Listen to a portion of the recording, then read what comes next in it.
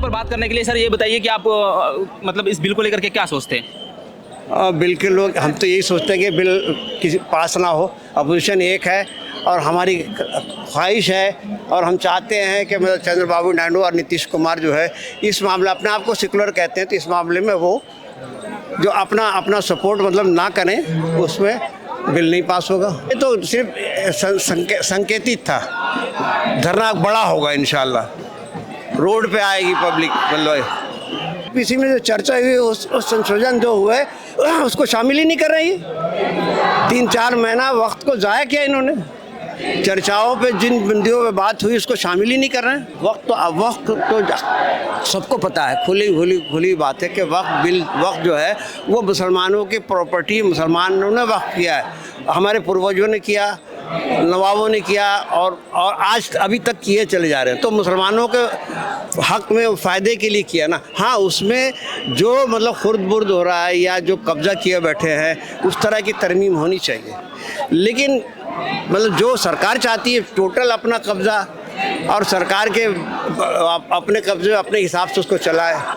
नहीं, बाकी डिटेल तो मुझे इसका इल्म नहीं है, लेकिन हम ये बस सरकार जो चाहती है और वो उसमें मतलब जो है ना नीयत सही नहीं है सरकार की। तरमीम बिल लाने में नीयत सही नहीं, जैसा कि पहले हर बिलों में वो करते चले आई है, तो उनके पहले उनके एब्सोल्यूट मेजॉरिटी थी, उन्होंने पास करा लिया। नहीं, देखिए ये तो बहुत गैर संवैधानिक है, अनकॉन्स्टिट्यूशनल तरीके से सरकार मनमानी करना चाह रही है और मनमानी होने नहीं दी जाएगी, और इस मनमानी के ख़िलाफ़ ही हमारा बहुत बड़ा यहाँ से एहतजाज चल रहा है और ये बहुत कामयाब रहा। अब जनता में जागरूकता फैल रही, धीरे धीरे ये बढ़ेगा और सरकार बिल्कुल गलत कर रही है। बेसिकली वक्फ बाय यूज़र को ख़त्म करके आप वक्फ बोर्ड को ख़त्म करना चाहते हैं, मुसलमानों की प्रॉपर्टीज़ को हड़पने का है। इसको लेकर के जेपीसी में भी चर्चा हो चुकी है, सरकार लगातार कह रही है कि मुसलमानों को हटा दिया गया ना, और जेपीसी के चर्चा करने का कोई फ़ायदा नहीं था, वो एक दिखावा था बेसिकली, और ऐसा नहीं होना चाहिए। क्या लगता है सर कि आज के धरने से सरकार पे कोई असर पड़ेगा इसमें? बिल्कुल पड़ेंगे और पड़ने शुरू हो गए हैं। ये जो इतनी सिक्योरिटी है उसी के लिए तो है। देखिए, सरकार पे असर पड़ना चाहिए, वो इसलिए कि एक लोकतांत्रिक देश में लोगों की आवाज़, जनता की आवाज़ की कदर की जाती है, और अगर ये नहीं करती है तो जाहिर है कि कोई अच्छा मैसेज सरकार की तरफ से नहीं मिलेगा। सरकार की इमेज जनता की नज़र में जो है कोई बहुत अच्छी नहीं रहेगी। बहरहाल हमने अपनी आवाज़, हमारे ऊपर जो वक्फ अमेंडमेंट बिल के ज़रिए से जो ज़्यादती की जा रही है और जो बेइंसाफ़ी हमारे ऊपर हो रही है, उसके ख़िलाफ़ हमने आवाज़ बुलंद की है और आखिर तक हम अपनी आवाज़ बुलंद करते रहे। लेकिन जिस तरीके से कहा जा रहा है ये बिल अगर एक्ट बन जाता है तो कई ऐसे खानकाह हैं, मज़ार हैं या जो भी मस्जिद है उस पर बुलडोज़र आम हो जाएंगे, क्या आपको भी लग रहा है? जी बिल्कुल, ये तो यकीनी है, क्योंकि उन्होंने बनाया ही इस तरह से है कि मसलन हर वक्फ का जो है वक्फनामे कहाँ होते हैं। आज से 400 साल पहले की कोई मस्जिद है, कहाँ उसका वक्फनामा, कहाँ उसके कागजात मौजूद हैं। तो ये तो बेइंसाफ़ी तो है ही है, और ये एक चोर दरवाज़ा जो है वो खोला गया है ताकि वक्फ संपत्तियों को जो है वो छीना जा सके। लेकिन कुछ लोग ये भी मांग कर रहे हैं जिस तरीके से वक्फ कानून, वक्फ बोर्ड है, उस तरीके से सनातन बोर्ड भी बने। देखिए, हमें कोई एतराज़ नहीं है, बने, हम उसमें क्या कर सकते हैं, और बने तो हम समझते हैं कि अच्छा ही है। लेकिन ये इसको लेकर के अभी प्रदर्शन हुआ है यहाँ जंतर मंतर पर, ये आगे कहाँ तक जाएगा? अगर देखिए, आगे तो अब इस बात के ऊपर निर्भर है कि सरकार की अब क्या नियत है, अब सरकार क्या करती है। वो जैसा सरकार करेगी उसी के एतबार से हम भी सोचेंगे। समझ में आ रही है? जी जी, अब देखिए वो तो आगे वक्त ही बताएगा, समय बताएगा। आपको क्या नियत समझ में आ रही है सरकार? नहीं, देखिए मैं अभी से कोई भविष्यवाणी नहीं कर सकता।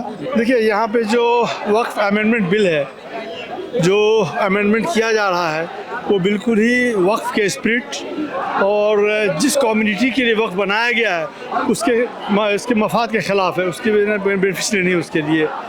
तो हम उसके ख़िलाफ़ ये प्रोटेस्ट कर रहे हैं कि ये बिल पास नहीं होनी चाहिए और नई बिल इम्प्लीमेंट होनी चाहिए।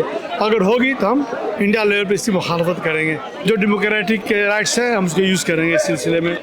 ये जस्ट एक समझिए कि गवर्नमेंट के लिए हमने एक सिग्नल है ये कि हम इसके लिए तैयार नहीं हैं। जेपीसी से मजाक बना हुआ था, उन्होंने ना अपोजिशन कोई बात सुनी, न उसको कंसिडर किया गया, यहाँ तक उसमें कुछ लोग सस्पेंड कर दिया गया। तो एक मजाक था, वन में बिल्कुल ऑटोक्रेटिक अंदाज था उनका कि हमको जो मानना है, हमको जो करना है हम वही करेंगे। तो और वही हुआ, उन्होंने अपने डाल दिया है, फिर वो एज इट इज़ आ गई है बिल। बिल्कुल उससे कामयाब हुए हैं कि रमज़ान के होते हुए इतने लोगों का आ जाना खुद गवर्नमेंट के लिए एक सरप्राइज़ है ये, ठीक है ना। और ये एक सिग्नल देगा कि नहीं साहब हम इसके खिलाफ हैं। एक्चुअली इसको हम पार्टी में और कम्युनिटी में डिवाइड न करें तो अच्छा है। ये एक ऐसा इशू है जो संविधान के खिलाफ है और संविधान को बचाने के लिए सभी लोग जमा हुए हैं। नो डाउट कि ठीक है अभी फर्स्ट टारगेट मुस्लिम्स हैं, लेकिन ओवरऑल जो है ना टारगेट हर कोई है जो बीजेपी के खिलाफ है। तो राजनीति हर चीज़ हो ही रही है, बुरा क्या है इसमें, क्या बुरा क्या राजनीति गंदगी उन्होंने मचाया हुआ है, उस गंदगी को साफ़ करने के लिए राजनीति में आना ही पड़ेगा। तो कीचड़ को साफ़ करने के लिए राजनीति में आना ही पड़ेगा। तो ये कीचड़ साफ़ करने के लिए आए हैं, वो कीचड़ फैलाने के लिए, ये फ़र्क है दोनों राजनीति में। बहुत अच्छा है, मैं तो उसकी हिमायत में ही आया हुआ हूँ। मुस्लिम पर्सनल लॉ बोर्ड ने जो ये स्टेप उठाया है वो बहुत सही है और मैं समझता हूँ थोड़ा लेट था, इसको पहले उठाना चाहिए था। लेकिन होता क्या है, जब सरकार कोई बात नहीं सुनती और गूंगी और बहरी बन जाती है तो उस वक्त जो है लोगों को सड़क पे आना पड़ता है। हमको कॉन्स्टिट्यूशन ऑफ इंडिया, हिंदुस्तान का आइन, संविधान इस बात की इजाज़त देता है कि सरकार को जगाने के लिए आप सड़कों पर आ सकते हैं। उसी के लिए और चूँकि वक्फ अमेंडमेंट बिल जो है वो पूरी तरह से एक्सेप्टेबल नहीं है, उसको रिजेक्ट करने की मांग चल रही है। रिजेक्ट करना चाहिए, सरकार को वापस लेना चाहिए। इसलिए वो चूँकि सुन नहीं रही है, जेपीसी अपॉइंट किया उसमें भी घपला हुआ, तो इसलिए अब वो उसको मजबूरन मुस्लिम पर्सनल लॉ सड़कों पर आया है। वक्फ बोर्ड नहीं, पूरे मुल्क में मुसलमानों के साथ जो जुल्म और ज़्यादती हो रही है, जो अपना एजेंडा नाफिज करने की बात भारतीय जनता पार्टी कर रही है, आरएसएस कर रही है भारतीय जनता पार्टी के थ्रू, और जिस तरीके से मुसलमानों को जलील किया जा रहा है, बेइज्जत किया जा रहा है, यूपी का चीफ मिनिस्टर जो भाषा इस्तेमाल कर रहा है और उसके साथ साथ उत्तराखंड का चीफ मिनिस्टर, असम का चीफ मिनिस्टर और अब उसकी फॉलो करते हुए मध्य प्रदेश का चीफ मिनिस्टर और महाराष्ट्र में भी वो बात आ गई है कि साहब एक आदमी औरंगज़ेब के बारे में कुछ कहता है, आप कॉन्ट्रडिक्ट कीजिए, आप उसको निकाल करके असेंबली से बाहर कर देंगे। सरकार क्या कह रही है? देखिए, सरकार तो ये भी कह रही थी कि किसानों के हक में है बिल, लेकिन हिंदुस्तान का कोई किसान नहीं माना ना, बैठा रहा ना वहाँ। सरकार के कहने में और करने में बहुत फ़र्क होता है। सरकार कहती कुछ है और कागज़ों में कई बार होता कुछ है। तो आप चेक कर लीजिए, अगर आपको लगता हो कि हाँ वो मुस्लिम लोगों के हक में है तो हम मान लेंगे, आप देख लीजिए उसे, आप कभी गौर करिएगा उस पर।